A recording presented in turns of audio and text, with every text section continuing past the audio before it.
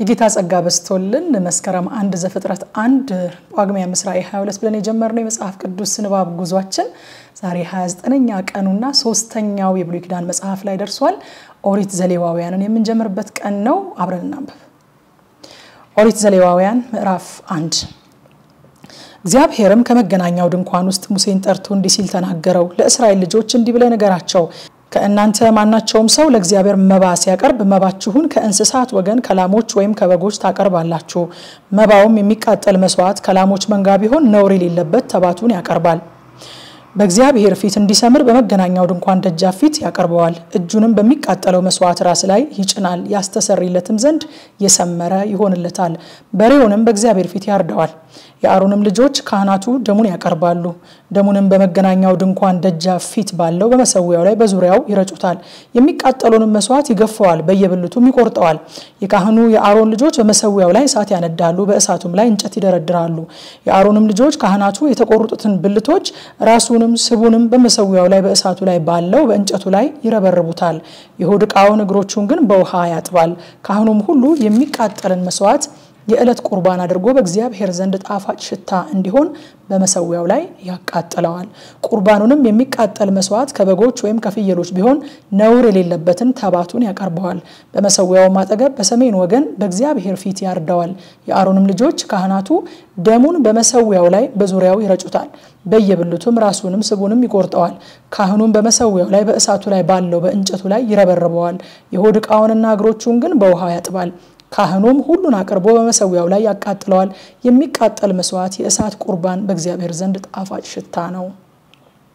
ለእግዚአብሔር የሚቀርበው ቁርባን የሚቃጠል መስዋዕት ከወፎች ቢሆን ቁርባኑን ከዋኖስ ወይም ከርግብ ያቀርባል።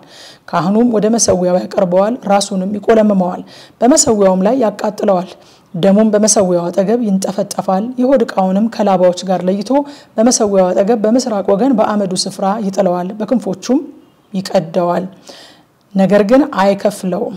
ካህኑም በመሰዊያው ላይ በእሳቱ ላይ ባለው በእንጨቱ ላይ ያቃጥለዋል። የሚቃጠል መስዋዕት የእሳት ቁርባን በእግዚአብሔር ዘንድ ጣፋጭ ሽታ ነው። ምዕራፍ 2 ማናቸውም ሰው የእህል ቁርባን ለእግዚአብሔር ሲያቀርብ ቁርባኑ ከመልካም ዱቄት ይሁን፣ ዘይትም ያፈስበታል፣ ዕጣንም ይጨምርበታል። ወደ አሮንም ልጆች ወደ ካህናቱ ያመጣዋል። ከመልካም ዱቄቱና ከዘይቱም አንድ እፍኝ ሙሉና ዕጣኑን ሁሉ ወስዶ ካህኑ የእሳት ቁርባን ለእግዚአብሔር ጣፋጭ ሽታ እንዲሆን ለመታሰቢያ በመሰዊያው ላይ ያቃጥለዋል። ከእህሉ ቁርባን የተረፈው ለአሮንና ለልጆቹ ይሆናል። ይህም ለእግዚአብሔር የሚሆን የእሳት ቁርባን ቅዱሰ ቅዱሳን ነው። በእቶን የተጋገረውን የእህል ቁርባን ስታቀርብ በዘይት የተለወሰ የመልካም ዱቄት የቂጣ እንጎቻ ወይም በዘይት የተቀባ ስስ ቂጣ ይሁን። ቁርባንህም በመጣድ የተጋገረ የእህል ቁርባን ቢሆን በዘይት የተለወሰ የመልካም ዱቄት ቂጣ ይሁን።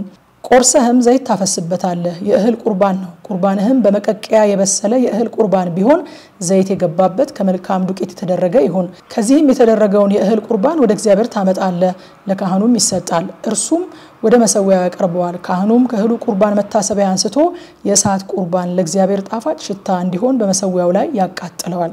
ከእህሉም ቁርባን የተረፈው ለአሮንና ለልጆቹ ይሆናል። ይህም ለእግዚአብሔር የሚሆን የእሳት ቁርባን ቅዱሰ ቅዱሳን ነው። እርሾ ያለበት ነገር ማርም ለእግዚአብሔር የእሳት ቁርባን ይሆን ዘንድ አታቀርቡምና ለእግዚአብሔር የምታቀርቡት የእህል ቁርባን ሁሉ እርሾ አይሁንበት። እነዚህንም የበኩራት ቁርባን አድርጋችሁ ለእግዚአብሔር ታቀርባላችሁ። እንደ ጣፋጭ ሽታ ግን በመሰዊያ ላይ አይቃጠሉም። የምታቀርበውን የእህል ቁርባን ሁሉ በጨው ታጣፍጠዋለህ። አምላክህን ቃል ኪዳን ጨው ከእህል ቁርባን አታጎድልም። በቁርባንህ ሁሉ ላይ ጨው ታቀርባለህ። ከበኩራትህም የእህል ቁርባን ለእግዚአብሔር ብታቀርብ ስለዚህ ቁርባን በእሳት የተጠበሰና የተፈተገ የእህል እሸት ታቀርባለህ፣ ዘይትም ታፈስበታለህ፣ ዕጣንም ትጨምርበታለህ። የእህል ቁርባን ነው። ካህኑም ከተፈተገው እህል ከዘይቱ ወስዶ ከዕጣኑ ሁሉ ጋር መታሰቢያውን ያቃጥላል። ይህ ለእግዚአብሔር የእሳት ቁርባን ነው። ምዕራፍ 3 ቁርባኑም የደህንነት መስዋዕት ቢሆን ከላሞች መንጋ ተባት ወይም እንስት ቢያቀርብ ነውር የሌለበትን በእግዚአብሔር ፊት ያቀርብ። እጁንም ለቁርባን በቀረበው ራስ ላይ ይጭናል፣ በመገናኛውም ድንኳን ደጃፍ አጠገብ ያርደዋል። የአሮን ልጆች ካህናቱ ደሙን በመሰዊያው ላይ በዙሪያው ይረጩታል።